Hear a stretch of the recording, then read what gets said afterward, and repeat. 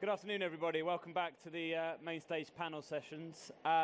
So the topic, the topic all day is running through this event has been funding, but this session specifically looking at the funding outlook for the next year and beyond, and hopefully a little bit about how schools may manage that or not, and what repercussions there may be. So we've got three experts for you here. We've got Julia Harnden, funding specialist from ASCL. We've got Stephen Morales, CEO of ISBL. And we've got Pauline Aitchison, Deputy Director for Schools North East. So how we want to start this really is by acknowledging the fact that funding, we talk about it as this sort of singular item, but actually the funding outlook falls differently across the sector depending on where you sit systematically, where you sit in terms of your actual geographic location or your PAN. So I thought if we started with Julia here and say that ASCL has a very broad range of members, are you seeing a consistency to the funding problems, or what specifics should we be aware of? Okay, thanks, John. I think always in these sessions, I always try and bring some optimism, and that's really challenging at the moment, I have to say. So I think I'm going to start by saying we know that school and college leaders are masters of innovation in terms of targeting scarce resources. But I think in 2025, resources are so scarce that that's manifesting in a few factors that are causing certain types of behaviour, which I think we're seeing across the whole piece. So I'm just going to pick on three. The first is resilience. Resilience is dwindling, and I'm talking about financial resilience. So in some polling that we have been involved in, nearly half of those that responded said that they were taking less than 5% into reserves this year, and that's the other side of that is we know that nearly 2/3 of Academy trusts are working on in-year deficits, and that's grown significantly over the last 2 or 3 years. The second is uncertainty, and uncertainty stilts innovation and growth, and therefore it stilts investment in school improvement going forward. So I think that's a really dangerous thing that government needs to be aware of if this level of uncertainty is having that impact. And the third is the attitude to risk. And I think broadly speaking, people's attitude to risk is changing, and they are becoming more risk averse and inward looking, which means that we are spending a lot of time making sure that bad things don't happen, rather than the other side of risk, which is reward, which is in optimising the chances of positive things happening. So I think they're consistent across the piece. The level of detail will go down to individual school level. And Pauline, one of the things that was mentioned in the session before was that we tend to look at school funding as a school bucket, and particularly in the North East, what Schools North East have said and what a lot of the trusts up there are saying is, no, you have to look at the regional investment as a whole. Could you talk to us a little bit about the interaction, I guess, between a school budget and the wider investment, not just in public services, but in commercial sector as well? Yeah, sure. So I'm Deputy Director at Schools North East and represent all 1,150 schools up there in the North East, but also work nationally with SEND schools. So see a lot of challenges across both of those. But looking at the North East and how things are perhaps different there from other parts of the country. We do have some of the highest rates of poverty in the country, and we have some of the highest rates of long-term disadvantage. So whole generations of families where there has been no employment. And where you've got children living in those environments, that's quite different from disadvantage in other parts of the country. Just one of the speakers earlier was talking about, that old line of schools in the south do well and schools in the north don't do as well. You have to look at the context around that and understand it to see that actually isn't the case. But one of the things that we're finding a lot in conversations in the North East is just around the other services that support families and support children. Social care and health services, and how funding, we think education funding is bad, and it is, and I would definitely agree with that, but some of these other services just haven't had the same amount of funding put into them over the years, and that is having an impact. So we hear reports about health visitors, strategies where a new family sees a different health visitor every time. That's a planned approach. So rather than being able to build up that relationship with your health visitor who can help you and can support new families, that's not there. We hear a lot about year 2 tests being done online. You know, cutbacks in those services are impacting on families and children, and that's having an impact when they arrive at school. And when we then talk about education funding, education is having to pick up a lot of those gaps for decisions that are made in other areas, and education is not being funded for that. So where we've seen education funding should go on educating children, but we all know that it's going on a lot of other things as well, and having to gap plug those gaps. I just also in the northeast, you know, we've got a lot of rural schools. So I come from the very far north, and I always say to people, if you imagine how far north that is, and I'm even further north than that, I'm almost on the Scottish border. And John and I were just talking beforehand about what that means. And, you know, disadvantage, we tend to think about that as financial disadvantage, but actually in rural locations we've got transport disadvantage, we've got lack of opportunities, or less opportunity that there are in other parts of the country. And I don't think we talk about levelling up anymore, that's not a thing now. Yeah. But if we were to, you know, we would look at that and think, well, how do you level up opportunities for children across the country so that they are all the same?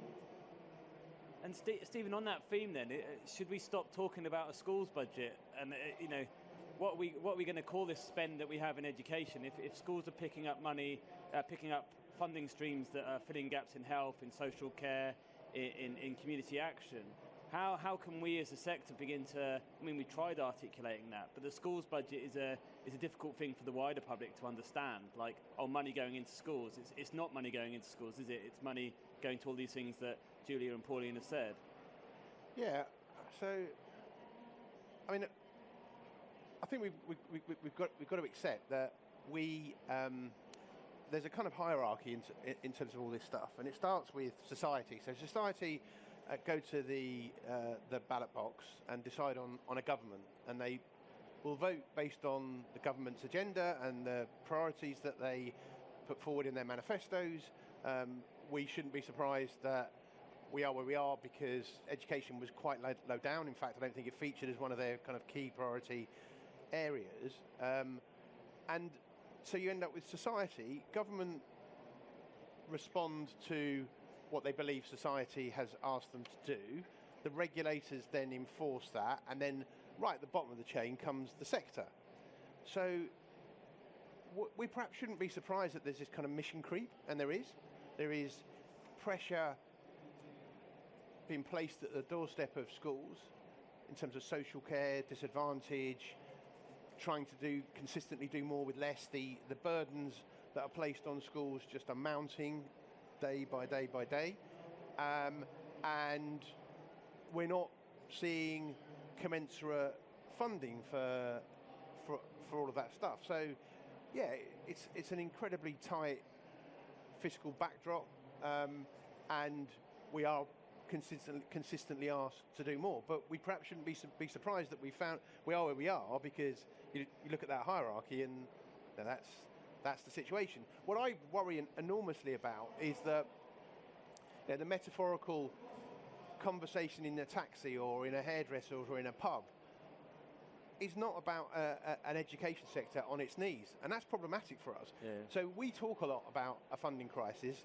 and we talk about it in this echo chamber, but the public are not having this conversation. And having a chat just before this panel about what were we talking about in the lead up to the general election in the mid-90s, when education became the mantra. What got us there? How did we make that? How did society decide that was the thing that mattered to them? And then how did the Labour Party, the new Labour Party, turn that into their campaign mission? And I'd love to get back to those ingredients, because I just don't think funding's embedded in the consciousness of the general populace, and therefore making the case for a better investment in our system is really tough. We know there isn't enough. We know that there are pressures all over the place, and I do agree with Julia that when backs are against the wall, innovation and creativity is the last thing on people's mind. So they act in a very reactive way, and there's been lots of stuff in the media over the last couple of weeks about cuts to back office services or to caretakers or to TAs. And of course, you know, people are in crisis mode, in panic mode, and they're taking a blunt axe to the problem, and they're not thinking about what's the root cause of this, how can we innovate, how can we do things differently, how can we navigate our way through this environment. And we will, by the way, because we always do. And I think we should take some comfort in the fact that we'll find a way through this, and we'll find a way through this, hopefully, without too much of an effect on the children that we support. But yeah, the broader kind of narrative around education and where it sits in terms of other government priorities, it shouldn't be a surprise because, you know, we voted for this in a way. Yeah, and we're at a point now, obviously, where we're still waiting for the teacher pay deal to come through. Yeah. And you know, the government made a recommendation around 2.8%, and the STRB have come back, reportedly, with nearly 4%. And that's a big disconnect as it is, but the government wasn't even intending to fully fund the 2.8%. Where we are now is that Sadan Moynihan, who's the CEO of Harris, came out this morning and said, in this landscape, redundancies are inevitable. Unless it's fully funded, it's inevitable. But a large proportion of the sector's already made their budget for next year. How is this playing out that you see, Julia, in terms of how this pay deal in particular is going to impact for the next 12 months?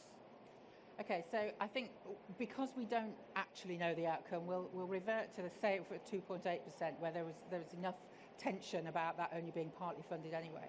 So, and I can talk to what members have been telling us about that. So what they're saying is that because of this uncertainty and the imperative to set a balanced budget, they're looking at where savings can be made. And it is getting harder and harder to make any sort of savings that are not going to have a negative impact on teaching and learning and pupil outcomes. So what they're telling us is that they are considering reducing additional academic support, for example, that their curriculum-led planning metrics are tightening, which will probably manifest in larger class sizes. And that really frightens me, because for the impact on those children that are already disadvantaged in that sort of landscape is really quite brutal. And in terms of, you know, affordability of costs as we might project them, our own analysis and that of others supports the fact that there are a significant number of schools that are saying they are not going to be able to cover their costs with the uplift that they have received for the 25-26 budget. A bit different depending on what type of school you're in when that starts. But there are very difficult decisions going to make, and we'll have to work very, very hard for them not to have an impact on teaching and learning. But as I started by saying, masters of innovation and creativity. And Pauline, in terms of your members, are we talking mainly about support staff here? Because what Sadan was saying this morning is this is going to hit teaching staff too. Like, not only because the pupil roles are falling, which creates an opportunity, I guess, for reducing the number of classes, if not class sizes, but also just because the money is that tight now. Is this a consistent thing? Yeah, absolutely. I mean, I just agree with what Julia is saying there. And the funding, not talking about the pay increases at the moment, but the funding that we have for schools is bums on seats. And when those reduce, the funding reduces. But there's no strategic plan to look at the growing need, to look at the inclusion agenda and what that means for your school, because that will mean something different for everybody's school. And how are schools expected to fund things like that, which they're going to be graded on when there's not the funding there to do it. But yes, I mean, in mainstream schools, but definitely across the specialist sector, the support staff increases has a massive impact on their budgets. And over the past few years, each year there's been no funding for that. And, you know, they're scraping through, but they don't get any increases in funding. Place funding's not raised in the last decade, more than a decade. Top-up funding, we hear the headlines of money going into high needs budgets, but that doesn't appear on the front line. Lots of local authorities are freezing their budgets. Lots of schools are getting their top-ups reducing. The need is growing. The costs are growing. We've got inflation, we've got the energy, we've got the staffing costs, as you say. The things just don't marry up. It's not a good business case. Quite interesting if you think if the DFE were to go and inspect a school and that's how they were running the business of their school, there would be concerns, but yet that's the way that the DFE is that's what it's putting onto schools to deal with. I also, we hear about there's enough money in the system. We hear that. We hear the DFE saying there's plenty of money in the system. And I agree that on paper there is money in the system, but that money isn't necessarily in the right place. And that money is there for a reason. So where we hear a lot about trusts, about their large reserves, and we've got the DFE on one hand saying invest those reserves, get a good return on that money, get that money back into your trust. But on the other hand, saying spend those reserves. Trusts need those reserves. They need to be able to strategically plan. They know what their trusts are going to need in capital funding and spend over they're using the reserves to pay for the staffing increases. So they need to have that. So saying that there's enough money in the system is just wrong. It's a lack of understanding of where that money sits and what that money is for. On that point, Stephen, do you want to talk a little bit about this average school funding model? The DFE funds schools on the average model, and their argument is that the reason we do that is we don't want to tell you how much to spend on Pritt sticks and pens. If you want us to be prescriptive and get it bang on, we need to prescribe. Do you agree with that? Do you think the average model works? Do you think the alternative is complete prescription? I don't think we want to go to a fully, a draconian prescriptive model, which is this is the way you do it and that's the only way. And benchmarking data is helpful. ICFP metrics are helpful, but they're only diagnostic tools. They're not going to give you any money. They're just going to tell you where you are and how you compare to others. I think it's an interesting one. It's interesting that Dan Moynihan has said what he said, and maybe controversially. The thing I'm going to say back to that comment is, what is the pay bill on the leadership team or the executive team at Harris? As a few teachers can be paid for out of that, no doubt. So I think rather than going for the low-hanging fruit, which is cut back office staff, cut teaching assistants, and then when we've run out of anything else to do, we'll start cutting teachers. That feels counterintuitive and lacking in imagination. And I think what we should be doing is saying, what is the quantum that we've got? So what's our allocation? And how can we reimagine the way we deploy those resources and the talent that we have? And I think everything should be on the table, including the highest paid executives within the trust and their teams and any middle managers. And I would want to know, if I was looking at this very carefully, are we getting return on investment from each of those highly paid individuals before we start looking at frontline teachers, which is the thing I would least want to touch. So I think somewhere between a fair and sufficient settlement for the sector, which, by the way, I think we're quite a long way from, and I agree with everything that Pauline said. The burning platform that is SEND funding and the 4 billion a year that we're just hemorrhaging at the moment, because that's what's happening. That needs addressing, but I think simultaneously, I think we can do better in terms of the way that we organise ourselves, the way that we operate, the way that we configure teams, the way that we lean into technology, and really asking some quite tough questions about if you're a very well-paid individual within a school setting, what's the ROI? What's the impact that you're having in your sector? Now, I know that's controversial and challenging to hear, but I think these are the conversations that we need to be having. So it's not just we need more money. We definitely do, but it's also about thinking about what are the ingredients that lead to the optimal use of the resources that we have at our disposal.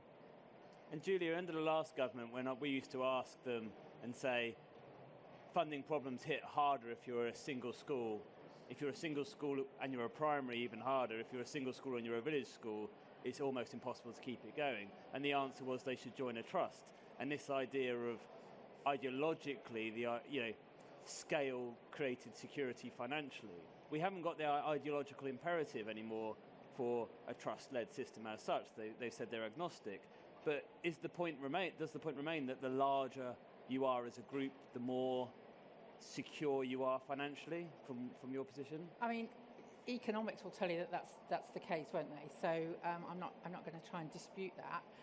I think context is everything. So if we're looking at small and rural schools, there has to be a bigger discussion about, do we need to, how far do you want 4-year-olds to travel to go to school, for example? And that has to be part of the solution, whatever it may be. But really interestingly, on the point about, groups of schools, growing groups of schools are working together, I've had some conversations recently with members where we've been talking about growth plans, and they have been saying to me, because of those factors that I started to talk about earlier, like changing risk appetite, for example, they're putting their growth plans on hold because they are concerned about the risks that might bring to the organisation as it stands now. So what we're heading towards a situation where one of the solutions is almost being taken away from us because of the sort of scarce resources situation. You mean like they can't afford to expand because of the central services they would need, or they're not prepared to take such risks. So of a school that they know that they could help, I see, that they're worried about their own financial sustainability in the size of the organisation as it is at the moment. It's actually capping the growth. So it's capping it, yes, yeah. But can I just pick up on one of the other points? Yes. So colleagues were talking about the amount of money in the system and whether it's not, and I think there is a really interesting piece of work to be done about looking at how much we have got in terms of distributing it in a slightly different way, and taking more account of costs that are attached to running a class, less about the actual number of pupils in it driving it, but it costs this much to run a class, rather than the amount you have to fund that class reduces as the number of pupils reduces, because there's a real disconnect there. Yeah. So there is work to do within the amount of money that we've got available now. And Pauline, in terms of the model for those schools who are in a trust, you have a gag pool or you have a top slice, and the top slice in particular is hugely diverse in terms of what's charging, and there is an element of that where there are elements of the top slice here. If you've centralised all your HR and tech, obviously it'll be larger. But there are trusts where it's the similar sort of level of service and it's different. Is that, to Julia's point, because we're calculating the costs of delivery differently? Like, have we got an idea, do you think, across schools how much a class takes, how much does it cost to run a classroom in Berwick, like you were saying? How much does it cost to run HR in Berwick? Or are those sort of standards difficult? I mean, I think it's really hard to say because context is everything, and it is different in every single trust. And I would not sit here and say they're doing it well and they're not doing it well. But thinking about what Stephen was saying and Julia, there are some really great things happening in schools that we see, probably especially in trusts who are able to do that more.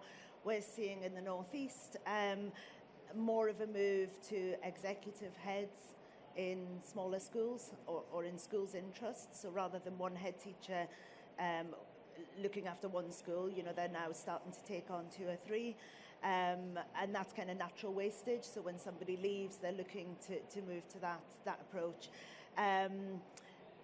AI, there's a massive opportunity there. What that looks like, it's all been worked out at the moment. But just in my work, I'm using AI quite a bit, and I'm finding it's almost like having an assistant beside me, being able to do some of that work, which is great. But we're in the early days of that. So what is that going to look like?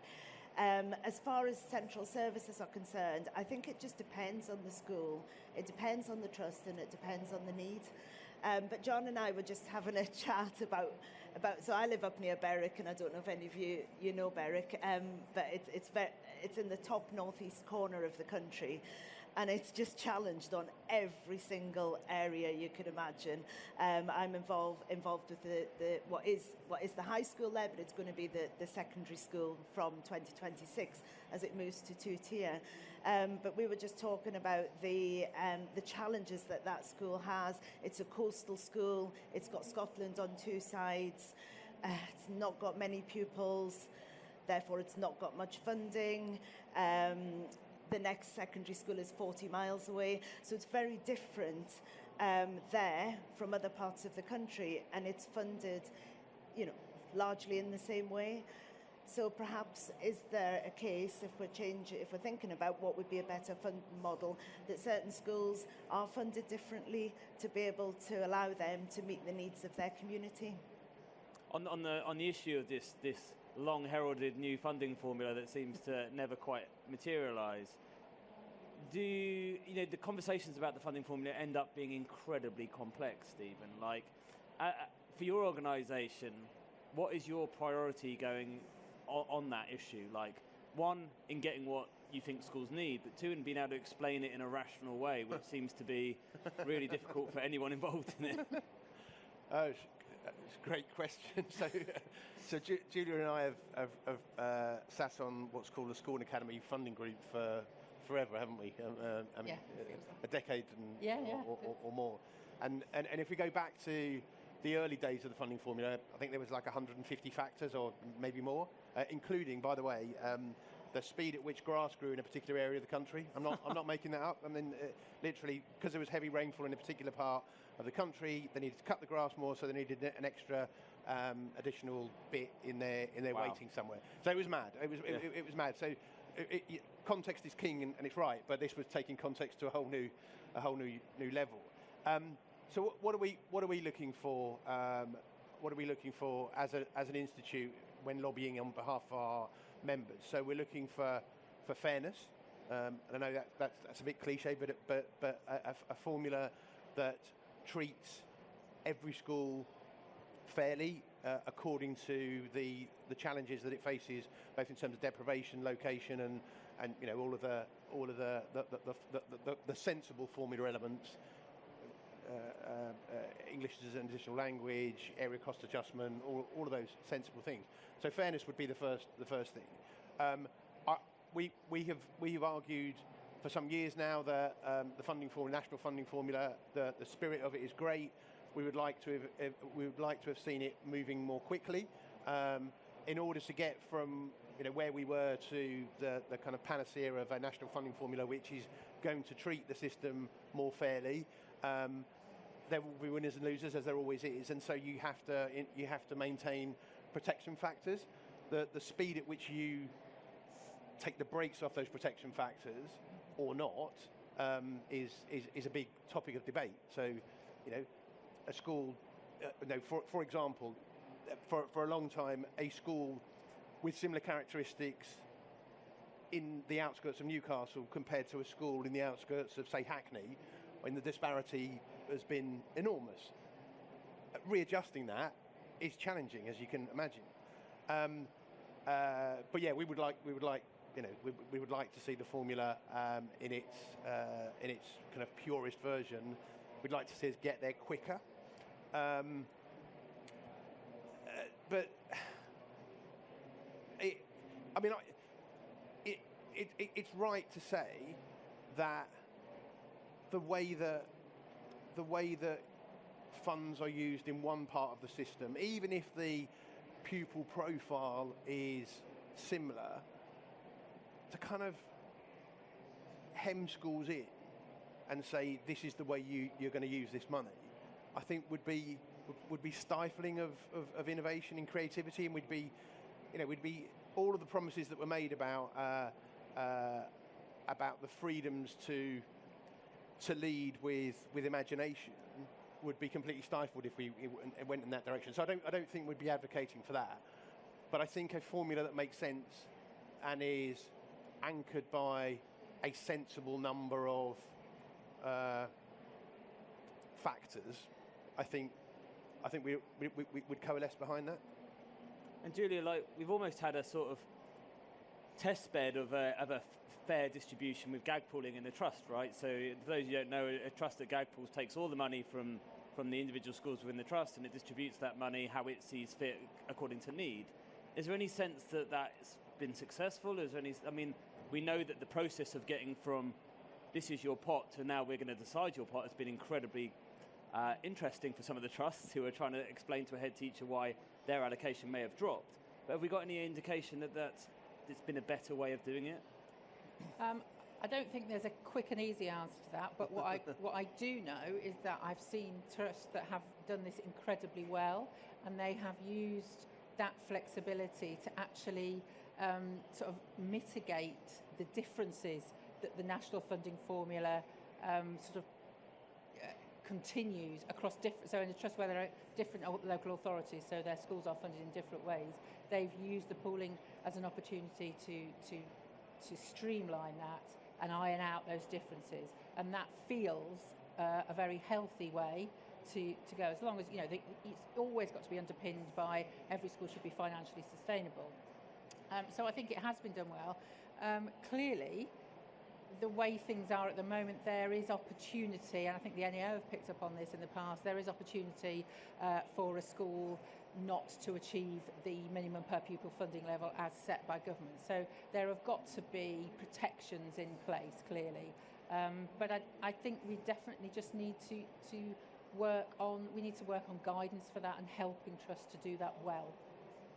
And Pauline, we've talked a lot about different creative ways we can use money, and I know of schools where they're like team teaching a lesson in a hall with 90 kids and then going into smaller groups afterwards, and they're using their staff differently in that way. One, for funding, but two, for flexibility. Do you think that innovative ways of using money reduces the need for government to act on funding generally? Like, what is that balance between we're making do with what we've got and we're just going to hold the line and let it go so that you know that it's a problem? I feel like that's a tension in the system.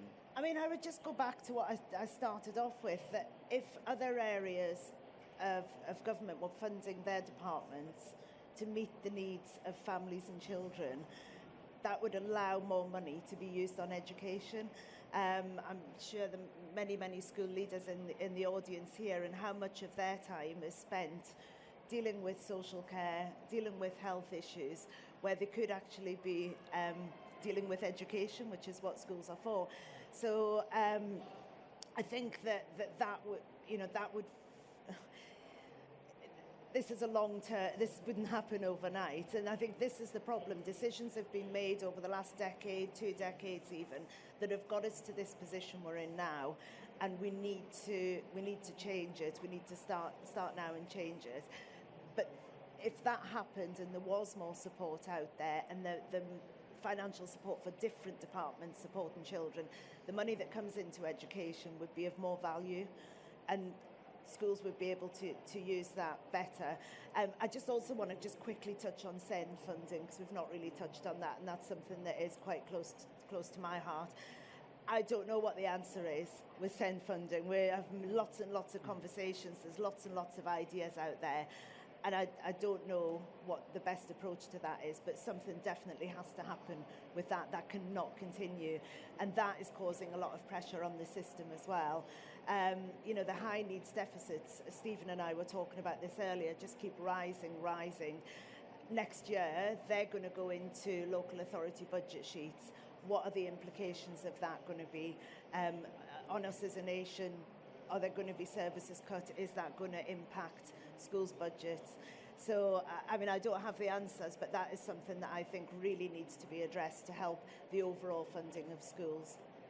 I guess the same question to you, Julia. Like, is there come a point where you advocate to your members that we hold the line, we stop covering the cracks and we show the cracks? Like, we're talking about kids. It's a really hard question. But at what point is the greater good to just show the problem? It's an incredibly hard question, and we have had conversations about this, and it far be it from us to ever try and we shouldn't be telling our members how to run their schools, but I don't think it's an unfair conversation to be having about supporting them managing expectations, because that's how it manifests, isn't it? If they're not doing something all of a sudden, then it's going to be the community and their parents that are going to be saying, why aren't you doing that? And I do think that's something where we can support our members in doing that. But it comes back to where we all started.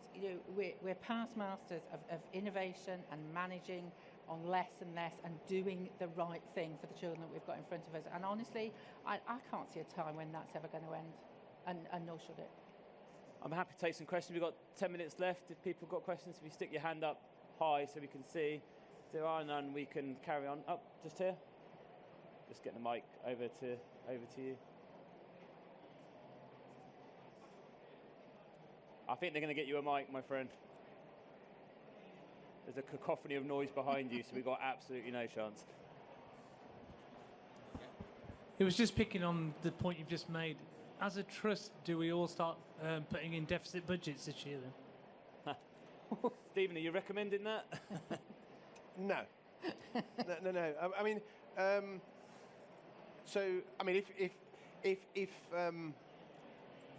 if the scenario you find yourself in is one in which you cannot balance the books, then I think in your BFR you should be saying this is going to be really challenging. Now, there's jeopardy there because a funding agreement is secure until the point that you're not a going concern. If you're not a going concern, the funding agreement can technically be terminated, and you'll be rebrokered or at least get financial notice to improve, and everything that comes with that. So being honest about your financial situation, it isn't without its risks, but I think it's important that you are as honest as you possibly can be. I think a narrative alongside that says if we want to continue to deliver high standards and we want to continue with education continuity, we will not be in a break-even situation. However, we can balance the budget, but the consequences of doing that are X, Y, Z. So we're going to pare back provision, we're going to reduce whole departments, we're going to narrow the breadth of the curriculum, and so on and so forth. And that's a choice, isn't it? It's incredibly hard. Can I just pick up on the gag pooling point as well, just very quickly, because I think it's important. So this whole idea that money flows from central government to multi-academy trusts, and then they kind of reinvent the national funding formula. And I understand that for some in the local context, so schools within a trust might feel that they're not getting their full quota because the central team have held back funds. But and it isn't the case, by the way, but surely the spirit of a trust should be one where it is a family of schools, a family of learners, and we're trying to do the very best by the entire family. And so the ability of the leadership team within a trust to move resources around the trust in a way that follows need is absolutely right, I think, and that's the kind of flexibility that I think we should encourage. That said, which is the case, schools are in trusts because it's a marriage of convenience, or because they had no other option in terms of survival, or they were forced in there, you can understand how that whole thing just falls apart. Yeah.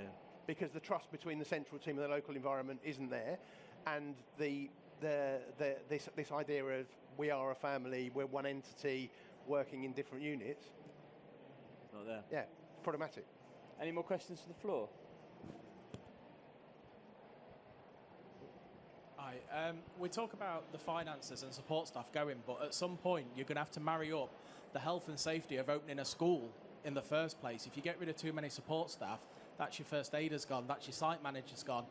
You've got teachers already teaching plus 30 kids in a classroom, which is still ridiculous. So at some point you're going to have to decide, can you actually open the doors? On that, Julia, do we, in terms of most teachers did get used to having more adults in a room, and now they're not going to be in the room. And with behaviour going up, with parental complaints going up as well, in terms of having 2 adults in a space to verify accounts, are we in a dangerous space? I think we are in a dangerous space, yes. And I think it sort of reflects on the point I was making earlier about, supporting leaders of schools to manage the implications, that are going to come back on them from the community or parents particularly, because you don't want to flag that as an issue, but you must make sure that your school is safe and warm. We talk about, when we think about strategic financial planning, we always say, it's about scenario planning, isn't it? And do that well in advance and make sure that you have tested out different scenarios with a sort of core set of success criteria, and a building that is safe and warm is one of those success criteria that every scenario must meet. Otherwise, you're right, we are getting close to we can't open the doors.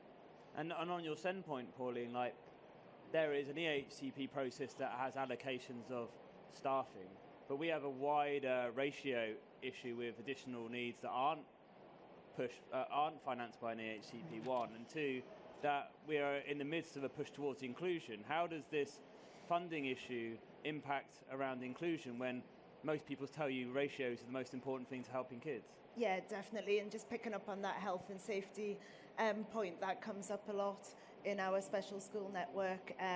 Leaders really worry about being able to ensure that the safety of the children in environments where, perhaps they can't afford the right staffing, they can't afford the right resources to be able to support these children. And just in special schools as well, there's an awful lot of money put into capital spend, into spend on things that mainstream schools just don't have, and whether that's equipment, whether that's the daily purchase of additional chairs and tables because there's damage being done to those. All of these things do impact, and it is something that comes up a lot there around the health and safety of that.